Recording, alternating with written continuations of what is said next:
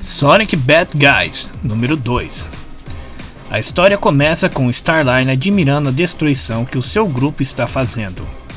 Mimic, o expert em infiltração, Tumble, um poderoso estúpido, Ruff, um perigoso desonesto, e Zavok, o líder do sexteto mortal. Starline pensa que eles não estão em um plano para se vingar do Eggman, mas na verdade ele quer se redimir aos olhos do Eggman. Porém, primeiro ele precisa de mais poder para competir com o mundo de ouriços supersônicos, e é por isso que ele está atrás dos núcleos de poder. Objetos de poder que foram vistos pela primeira vez no jogo Sonic Heroes. Enquanto os membros da equipe discutem, Zavok pergunta o que os núcleos são e Starline responde que são energia concentrada, usadas por várias máquinas no Império do Eggman. Quando prontamente usadas, elas aumentam as habilidades físicas dos usuários. Ele cita o exemplo que no caso do Zavok, o núcleo vermelho pode dobrar a força dele. Zavok pergunta como eles conseguem ativar o poder do núcleo e Starline responde que é através de adaptadores especiais, sendo que na verdade, em pensamento, ele diz que é só tocar neles, porém ninguém precisa saber disso. Mimic está insatisfeito com isso, porque ele quer subir do mapa do Eggman e não ganhar mais poder. Porém, o Dr. dá uma bronca nele, enquanto Ruff e Tumble tiram sarro. Starline explica que a fase 2 do plano implica que eles entrem em um hub da rede do Eggman, que gerencia todo o fluxo de informação dentro da Eggnet, e assim eles podem tomar conta de toda a sua informação. Mimic fica animado, pois assim ele pode ser apagado dos arquivos do Eggman, e Zavok já fala que seria possível reprogramar o exército do Eggman contra ele. Starline explica que embora haja contramedidas para isso, em tese é possível. Zavok pergunta se ele não iria tão longe contra seu antigo mestre, e Starline diz que se não pode ter meias medidas contra o Eggman, pois ou você derrota ele, ou é game over. E por fim ele explica que eles não podem ir tão longe sem a vantagem dada pelos núcleos. Com o plano explicado, Zavok começa a fazer um discurso motivacional, dizendo que ele vai liberá-los em combate glorioso, que cada um deles vai ser usado ao máximo de suas habilidades, e que vão obedecer às ordens sem questionar ou hesitar. E em pensamento, Starline discorda do Zavok, dizendo que ele está usando o Zavok desde o começo, e por isso sua vitória é garantida. Porém logo percebe que ser egoísta desse jeito é o que faz perder batalhas, e que cada um desses bandidos são uma responsabilidade. Mimic traiu sua equipe inteira para o Eggman, e ele só quer ficar mais difícil de rastrear, e o considera muito perigoso para ficar à solta. Ruff e Tumble são burros, porém são motivados e vingativos, do tipo que podem causar problemas na hora errada, e é melhor eliminá-los também. Zavok é o mais perigoso de todos, dar poder a ele é arriscado e deixá-lo ficar com o poder está fora de questão. Starline pensa em deixar alguns deles na equipe e talvez deixá-los em seu projeto mestre, mas ele não quer sentimentalidade. E assim que isso acabar, ele se livra de todos eles. Zavok ordena que Tumble lance os outros através do portão, já que a guarda frontal já caiu. O Gambá obedece e lança os outros membros, e Ruff fica animado com isso e faz um ataque de cortina de fumaça. Mimic prende a respiração para se aproximar dos robôs e atirar neles pelas costas, fazendo a limpa. Tumble está impaciente. Zavok vai ver o portão que aparentemente está travado eletronicamente, mas com seus poderes ele abre. Tumble vai animado para a batalha enquanto Starline cumprimenta Zavok pela execução do plano. Zavok responde que esses guerreiros não são o sexteto mortal, mas são adeptos. Por isso ele não entende o porquê dessa dependência excessiva que tanto o Eggman quanto o Starline têm de robôs. Starline diz que máquinas são eficientes, não se cansam, são inquestionavelmente leais quando programadas direito. E por isso Starline gosta delas. Zavok disse que isso vem a custo de flexibilidade, paixão e engenhosidade. Grandes guerreiros faz tudo que uma máquina faz, e mais.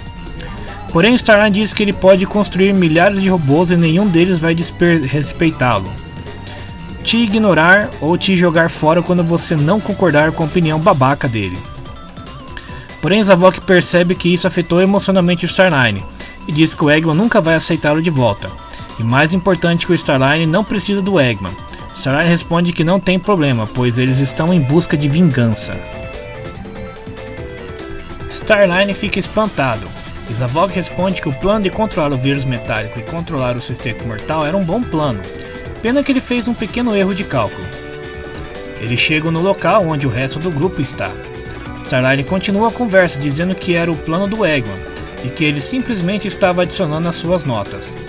Zavok diz que Starline tem grande potencial e que ele não deve se limitar ao se tornar igual ao Eggman, mas assim superá-lo. Starline fica pensativo sobre o assunto. Mimic está impaciente e pede para irem logo enquanto Ruff e Tumble estão discutindo quem matou mais robôs. Starline ordena que Mimic se transforme em Sonic e provoque a câmera mais próxima. Mimic pergunta por quê, e Starline se irrita pelo fato do Mimic ficar questionando tudo. E ele explica que se o Eggman pensar que isso é um vandalismo heróico, ele não vai questionar. Porém, se souber que são eles, vai preparar contramedidas. Ao saber disso, Mimic concorda e se transforma no Sonic. Ele vai e provoca a câmera de segurança, e de repente aparece um grande robô dinossauro. Mimic pede para trocar, e Zavok vai atacar. Porém, ele percebe que seus poderes eletromagnéticos são inúteis contra esse robô. Zavok explica que ele está protegido, e Starline afirma que deve ser para proteger o robô do ar carregado pela fabricação dos núcleos. Ruff fala que os chefes estão em apuros e ele e seu irmão se preparam para atacar com uma grande enterrada.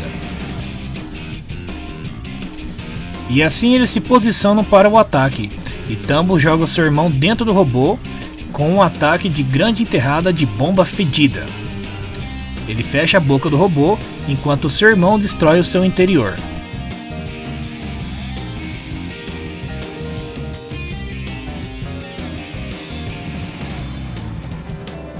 Ao saírem intactos, Starline cumprimenta os dois. Starline pede para eles carregarem o máximo possível de caixas de núcleo que puderem. Mimic pergunta ao doutor onde ele vai fazer o seu trabalho, que consiste em Eggman veja a história que ele quer que o Eggman veja. E assim, eles fazem sua parte do plano.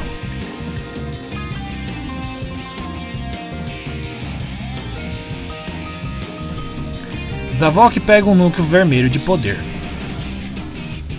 Ao terminar de carregar, tanto Zavok quanto Tumble se preparam para dar um soco no portão. Isso foi para deixar prova que o Sonic esteve lá e deu seu famoso Spin Dash. Assim, eles vão embora.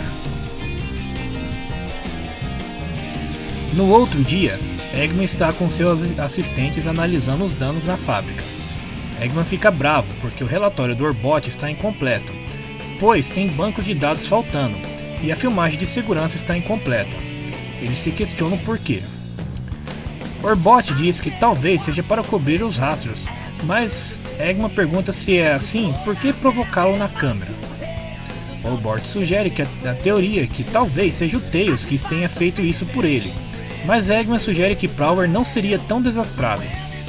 Com isso, Eggman tem certeza que algo estranho está acontecendo, e que ele descobrir quem é, eles vão pagar. Starline está trabalhando em seu aparelho, e está certo de uma coisa: nenhum robô que ele construísse teria feito o que Ruff e Tumble fizeram, mas ele não vai ficar dependendo da equipe. Ele diz que quando ele puder seguir em frente com seu plano de longo prazo. Mas agora ele deve se focar no presente para liberar o futuro.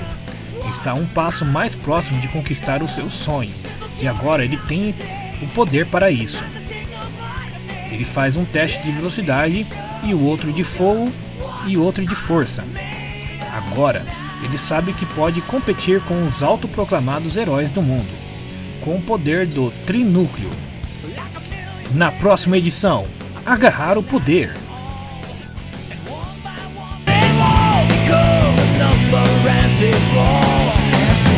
In the face of reason, I can't take no